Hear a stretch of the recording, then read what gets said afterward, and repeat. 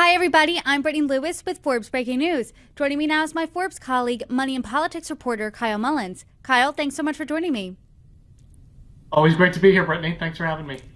The White House released Vice President Kamala Harris's annual financial disclosure last week, and you did the honors of digging into it for us. You called her 2023 a mixed bag financially. So let's start out with her salary. How much was she bringing in as vice president? Brittany, the vice president's salary is that of a cabinet level official. So she made a salary of $235,000 last year.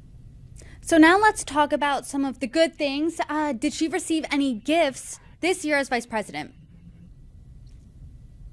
You know, these financial disclosures, they're not the most exciting documents that are ever out there. Sometimes they contain some exciting stuff. And every so often you get that one tidbit that's just really fun.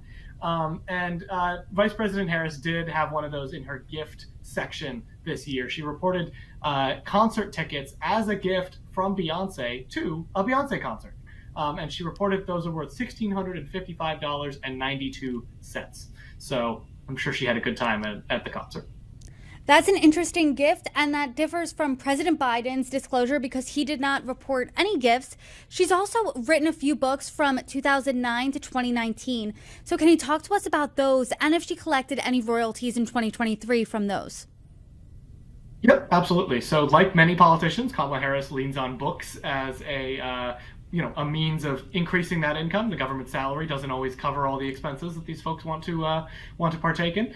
So she's written 3 books over the years. Her first one was Smart on Crime, which was a criminal justice policy book she wrote when she was the San Francisco District Attorney back in 2009, right before she became the Attorney General of California. The second one is a kid's book, Superheroes Are Everywhere. That came out in 2019. And that's often another move that politicians like to do. They release a kid's book and an adult book. They can hit 2 income streams at once. And then the third one came out around the same time as the kids book, Superheroes Are Everywhere. The other book came out at the same time. It's her memoir, The Truths We Hold, which I am reading right now, working on her net worth update. So all in all, those brought in plenty of money earlier on in her vice presidency. She brought in $359,000 from those books in 2020 and $456,000 in 2021, but it dropped pretty quickly after that. She only brought in $80,000 from those in 2022 and just over $8,000 in 2023. So that's really fallen off as a revenue stream for her. Yeah, that's definitely a steep drop. So now I want to talk about her investments. How much is she making from them, and how does that stack up from the previous years as she was in office for vice president? So Kamala Harris and her husband, Doug Emhoff, they've got between $2 and $5 million of various investments in their, mostly collected in various retirement accounts and that kind of thing. That includes index funds, exchange traded funds, bonds, that kind of stuff. All kind of investments that are aimed toward reducing potential conflicts of interest. They don't own any individual stocks, for example. But those threw off basically no income. They didn't report any real dividend or other income from those investments over the year of 2023. They also reported, they did report interest income, however, from a lot of the cash that they keep in their bank account. They keep a fairly large chunk of their portfolio, between $850,000 and $1.7 million they reported having in various cash accounts, and those threw off between $30,000 and $100,000 of interest income in 2023. So that's not bad. I do want you to talk a little bit more about her husband, Doug Emhoff. What does he do? Who is the second gentleman? And how much was he bringing in 2023?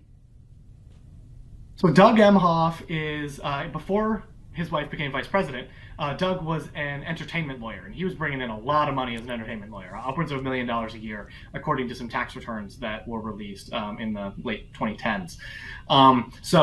They were making plenty of money, and that was when she was a senator from California. So he was definitely the breadwinner at that point.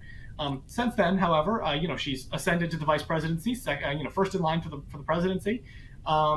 Got a bit of a bump in salary from that, but Doug stopped working as the lawyer at that point, separated from his law firm, and he now works as a law professor at Georgetown. We don't know exactly how much he makes. He's not required to disclose that on these disclosures. So, I'm actually not even able to say whether or not he makes more than Vice President Harris or not. But what I can say is that he's probably making quite a bit less than he was, when he was a lawyer at a law firm, a partner at a law firm. What can you say then about their fortune as a couple? How much does Forbes estimate that this couple is worth? Forbes last estimated that Kamala Harris and Doug Emhoff together are worth about $7 million in 2021. That was the last time we estimated their fortune, but with this newest financial disclosure, I'm actually working on updating that estimate, so I should have a little bit more for you shortly on that. And I'm sure we will talk about that once you have that, but you did note that they have $2 to $5 million in investments. What else, any other notable assets make up the $7 million? The other big number in there that's, I think, notable here is a multi-million-dollar house in Los Angeles. It was Emhoff's house before the two of them got married, and it's a very nice house in the Brentwood neighborhood. They have a mortgage on that as well that deducts, some of the overall net value, but it's still worth multiple millions of dollars. They sold. Kamala Harris had a DC apartment, and she also had an apartment in San Francisco, which is where she grew up in the Bay Area. And she sold both of those in 2021 when she became vice president. So outside of that big real estate, she doesn't have much else. She does, I should note, have a couple of pensions, and that from her time as in local, state, and federal government. So how does her net worth stack up to President Joe Biden's? They're in the same ballpark. Joe Biden and Jill Biden are worth about $10 million per Forbes' last estimate. We also got Joe Biden's latest financial disclosure last week, and I assume we might be updating that valuation shortly. My colleague Zach Everson is working on that now. So, but $7 million, $10 million, they're in the same ballpark. $7 million, $10 million, that's not that bad, but I don't think they're in the same ballpark as Biden's predecessor, Donald Trump. How do they stack up to him? Sure, they're in the same state as former President Trump. I checked our live billionaire tracker on Forbes.com just before hopping on here, and we have him at $6.9 billion today. So way, way ahead of Harris and Biden. That's actually down about $500 million from yesterday. Truth Social had a rough day on the stock market.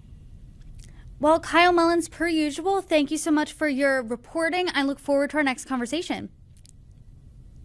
Always great to be here, Brittany. Thank you.